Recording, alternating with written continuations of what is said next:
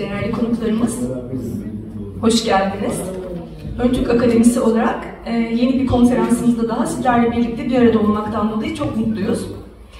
Bugün Sibirya ve Asya'da biçimlenen Türk inancına bağlı Türk kaya resimleri ve hayvan stilleri konulu panelimize başlamadan önce Gazi Mustafa Kemal ve silah arkadaşları ile son uçak kazalarında elim bir şekilde şehit olan askerlerimizin anısına saygı duruşunda, 1 dakikalık saygı duruşunda bulunmaya ve arkasından İstiklal Marşı'mızı okumaya davet ediyorum.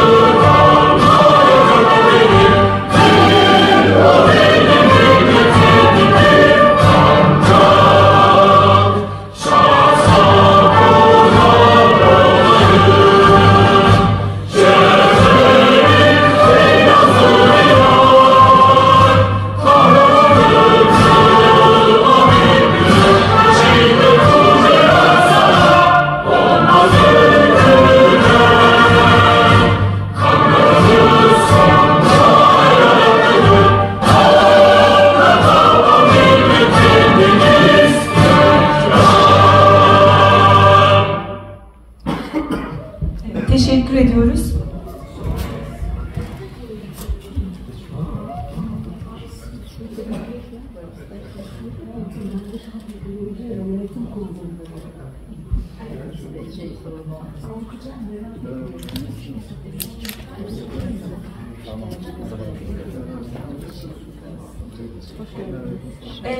Bugün çok özellikle belirtmiş olduğumuz Sibirya ve Asya'da biçimlenen Türk inancı ve ona bağlı Türk kaya resimleri ve hayvan stilleri ilgili konuşmalarını yapmak üzere değerli araştırmacı ve bilim adamlarımızı buraya davet etmeden önce ben kısa bir giriş konuşması yapmak istiyorum.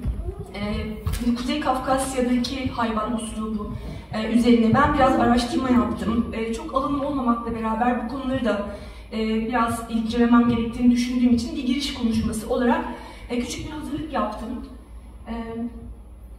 Ve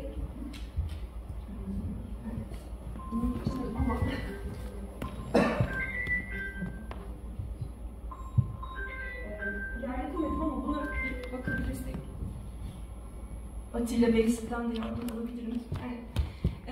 Bununla ilgili olarak küçük bir çalışma yaptım ve bir giriş konuşması olarak değerli konuşmacılarımızı davet etmeden önce ben sizlerle Kuzey Kafkasya ve bir kısmen de Dağıstan üzerine yapmış olduğum bu alandaki araştırma ile ilgili kısa bir açıklama yapmak istiyorum.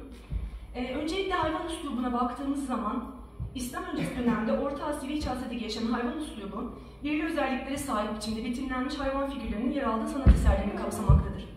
Bozkır yaşamında gelişen bu üslup sadece Orta Asya'da değil, aynı zamanda Ön Asya ve Orta Avrupa'ya kadar yayılarak çeşitli uygarlıkların sanat eserlerinde uzun süre devam etmiş ve belirli bir temayı veya bir olayı anlatan sembol haline gelmiştir. Bu üslubun bu kadar geniş bir coğrafyaya yayılmasının nedeni bozkırda zor şartlar altında yaşayan göçebe insanların hayvanlarla yakın ilişkiler kurmaları ve onlara kendi inançlarına göre farklı anlamlar yüklemeleridir. Kuzey Kafkasya özeline baktığımızda eski kültürlerde çok önemli bir yer tutan bir bölge olduğunu görüyoruz. Tüm öğeleriyle beraber Bozkır dünyasına ait olan, Bozkır dünyasına ait olan Kuzey Kafkasya iki geçitli, güneydeki daha ılıman ve yerleşik toplumlarla kısmen de olsa iletişime izin vermekteydi. Erken Demir Çağı Kafkasya'nın güneyde Asur, kuzeyde Saka ve İskit, batıdan Urartu ile beraber farklı kültürel birikimleri yansıtmaktaydı. Milattan önce 1100 ve 1400 tarihleri arasında Kuban kültürünün de Kuzey Kafkasya'nın orta bölgelerinde yer alan Kuban kültürünün doğu bölgesinde Ardalı Kolhis kültürüyle Gürcistan'a doğru Urartu kültürünü hissettirmekte, diğer kısımları da Saka boyları yerleşmekteydi. Saka kültürü ve birçok pazarı kurganları Kuzey Kafkasya'da da ortaya çıkmıştı.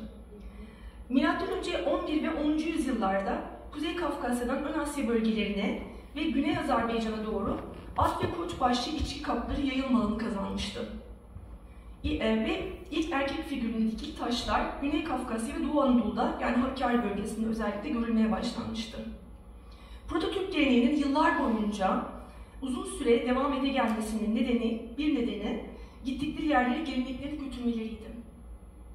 Yağmalar birçok kurganı boşaltmış olsa da modern çağda Hazar Bozkırı'ndaki, Kırım Yarımadası'ndaki ve Aşağı Dinyeper ve Kuzey Kuban Nehri havzalarındaki çok sayıda kurgan alanından birçok güzel altın ve diğer metal işçiliğine ait figürler ve eserler çıkarılmıştır.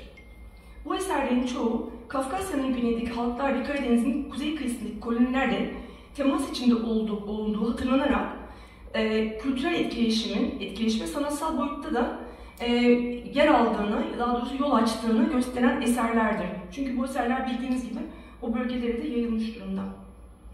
Burada özellikle baktığımız zaman ben bu artık klasik diyeceğimiz ya da ikonik diyebileceğimiz altın iskit geyini paylaşmak istedim sizlerle. Bu Kuban bölgesinde bulunan kurganlardan çıkan bir eser ve geniş boğazı ve bu büyük boynuzlarıyla en gelişmiş olduğu çiftleşme döneminde olduğunu gösteriyor diye not almış araştırmacı bunu. Bu motif Kuban Havzası'ndan Altayların kuzey ve doğusundaki Minusins Havzası ve Tarbagatay dağlarına kadar uzanan İskit sanatı boyunca tekrarlanan bir motif olarak karşımıza çıkıyor. Kazak Bozkırı'nda, Kırım Yarımadası'nda, Dinyeper ve Kuban Nehri havzalarında da Hazar Bozkırı'nda ve İskit silsilesindeki diğer bölgelerde de benzer birçok örneğe rastlanmaktadır. Bir diğer İskit sanatında çok görülen hayvan ise Hazar kaplanı. Buradaki bu savaş sahnesi gibi bir sahne var burada. Burada Hazar kaplanını görebiliyoruz.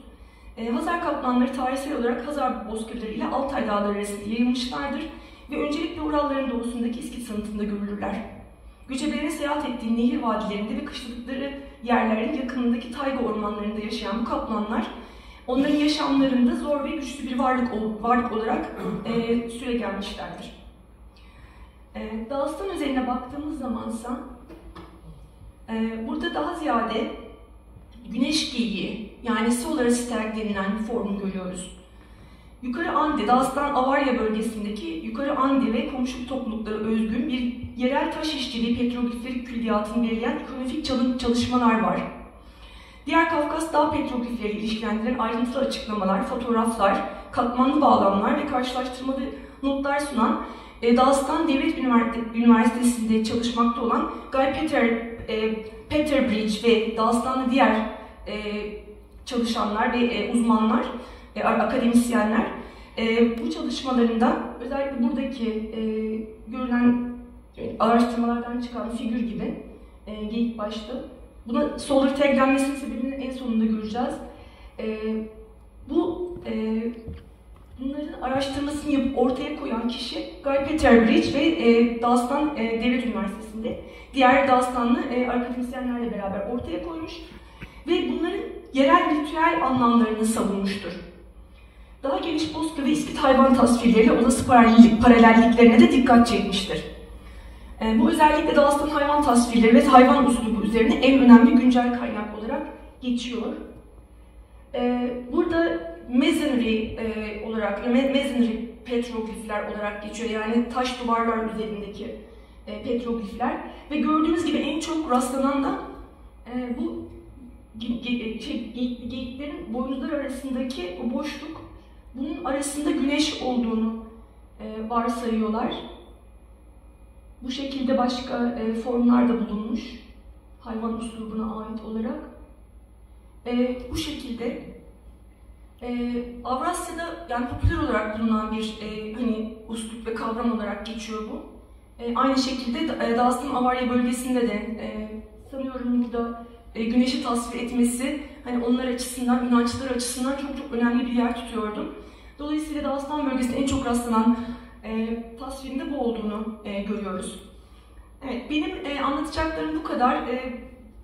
Yani çok kısa bir giriş yapmak istedim. Hem hayvan üslubu hem de Kuzey Kafkasya ve Dağıstan bölgesindeki hani ön bir araştırma olarak varsayıyorum ben bunu. Daha sonra inşallah daha detaylı çalışmalar da gelecektir bu alanda.